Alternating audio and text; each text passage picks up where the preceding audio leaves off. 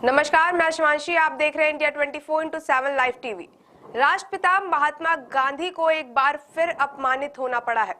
पहले आम आदमी पार्टी ने उन्हें दिल्ली और पंजाब के सरकारी कार्यालयों से हटाया, अब बिहार सरकार ने भी कुछ ऐसा ही किया है। बिहार सरकार ने गांधी जयंती की छुट्टी को खत्म कर दिया है, जबकि अंबेडकर जयंती की छुट्टी को जारी रखा है। जाहिर है कि डॉक्टर अंबेडकर को महात्मा गांधी पर वरीयता दी गई है।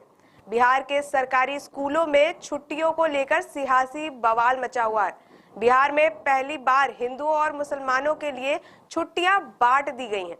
ये संभव हुआ है उर्दू और गैर उर्दू स्कूलों के लिए अलग अलग कैलेंडर जारी करने के चलते।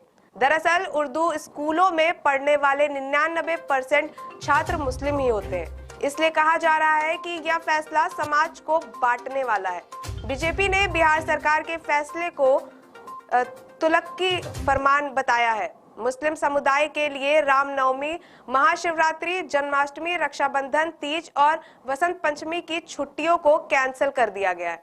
इसके बजाय ईद और बकरीद की छुट्टियों को 3-3 दिन कर दिया गया है। बिहार बीजेपी के नेताओं ने तंज कसा है कि इससे अच्छा तो यही होता कि नीतीश सरकार बिहार को इस्लामिक स्टेट ऑफ बिहार घोषित करते। इस बीच बिहार सरकार के इस फैसले में नीतीश कुमार की एक और तुष्टीकरण भरी चाल नजर आई है। वह है गांधी जयंती की छुट्टी को कैंसिल करना और अंबेडकर जयंती की छुट्टी जारी रखना। आम आदमी पार्टी के बाद अब बिहार सरकार ने भी महात्मा गांधी को प्रदेश निकाला करार कर दिया है।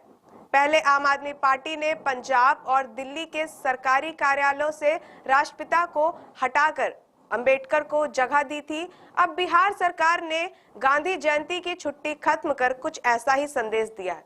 बिहार सरकार ने उर्दू स्कूलों और गैर उर्दू स्कूलों के लिए गांधी जयंती की छुट्टी कैंसिल करने का सीधा संदेश है कि राष्ट्रपिता बिहार की राजनीति में नीतीश कुमार के लिए फिट नहीं बैठ रहे।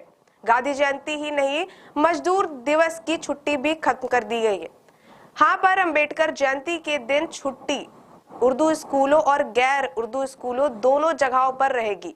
मतलब साफ है, इसे लेकर बिहार में फिर से सियासी घमासान मचना तय है। देश में कुछ दिनों से मुस्लिम तुष्टीकरण की राजनीति खत्म हो रही थी। बीजेपी के उभार के बाद एक ट्रेंड देखने को मिल रहा था कि हर राजनीतिक दल खुद को सॉफ्ट हिंदुत्व की ओर झुका दिखाने की कोशिश कर रहा था। यही कारण था कि समाजवादी पार्टी और कांग्रेस जैसी पार्टियां ने भी मुसलमानों को हाशिए पर रखना शुरू कर दिया था। अपने आप को मुसलमानों का हितैषी कहने वाले दिल्ली ने भी मुस्लिम कैंडिडेट उतारने में कटौती कर रही थी। पर इस बार हो रहे विधानसभा चुनावों में फिर पुराना ट्रेंड जोर पकड़ रहा है। बीजेपी विरोधी सभी पार्टियां मुस्लिम तुष्टीकरण के लिए खुलकर हर चाल चल रही है। तेलंगाना में बीआरएस ने मुस्लिम कम्युनिटी के लिए अलग आईटी पार्क बनाने की घोषणा की है, तो कांग्रेस ने मुस्लिम मैनिफेस्टो ही जारी कर दिया है। इस बीच जैसी बिहार से खबर आ रही है कि नीतीश कुमार ने मुस्लिम समुदाय के लिए अलग छुट्टियों का कैलेंडर ही जारी कर दिया है। हालांकि बिहार सरकार को बीजेपी कितना भी घेर ले, नीतीश कुमार दिन प्रतिदिन अपनी राजनीतिक चालों से खुद को मजबूत कर रहे हैं। पहले जाति जनगणना, फिर 75% आरक्षण, प्रदेश के 96 लाख गरीब परिवारों को 2-2 लाख की मदद का ऐलान, अब मुस्लिम कम्युनिटी के ईद बकरीद पर अधिक छुट्टियां। ये नीतीश कुमार के कुछ ऐसे कदम हैं जिनका 2024 के लोकसभा चुनाव में तोड़ निकालना बीजेपी के लिए आसान नहीं होगा। बीजेपी जितना इस्लामिक स्टेट ऑफ बिहार का नारा लगाएगी, नीतीश कुमार के वोट बैंक उनसे उतना ही जुड़ता चला जाएगा। बिहार की पॉलिटिक्स ऐसी ही रही है। बिहार सरकार के फैसले से लगता है देश में राष्ट्रपिता महात्मा गांधी का कोई नाम लेवा नहीं रह जाएगा। पहले आम आदमी पार्टी ने उन्हें पंजाब और दिल्ली से देश से निकाल दिया था, अब यही काम बिहार सरकार कर रही है। पंजाब और दिल्ली के सरकारी कार्यालयों में अब महात्मा गांधी की फोटो नहीं लगती है।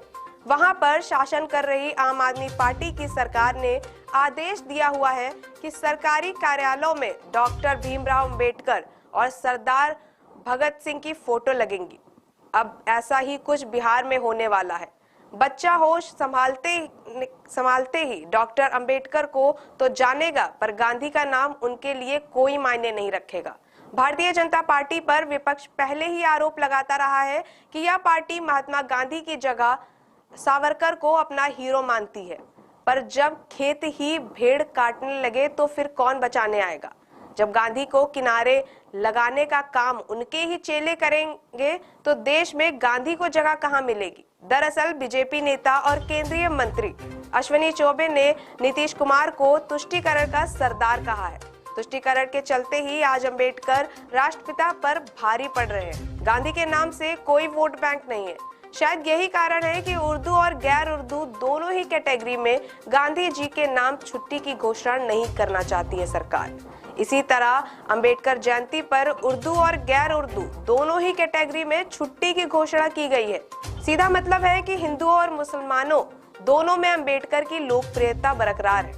अंबेडकर को अवॉइड करने का साहस देश की किसी भी पार्टी में नहीं है। नीतीश कुमार जानते हैं कि अगर बिहार में जन समर्थन बनाए रखना है तो अति पिछड़ों और दलितों का समर्थन बनाए रखना होगा। वैसे भी बिहार में दलितों को दो फेस जिन्हें जनता पहचानती है वे हैं चिराग पासवान और पूर्व मुख्यमंत्री जितिन राम मांझी। संयोग से दोनों नीतीश कुमार के घोर विरोधी हैं। अब बिहार में सियासी मामला थोड़ा गर्मा गया है। देखना यह है कि कौन बाजी मारता है। तब तक के लिए देखते रहिए इंडिया 24/7 लाइव टीवी।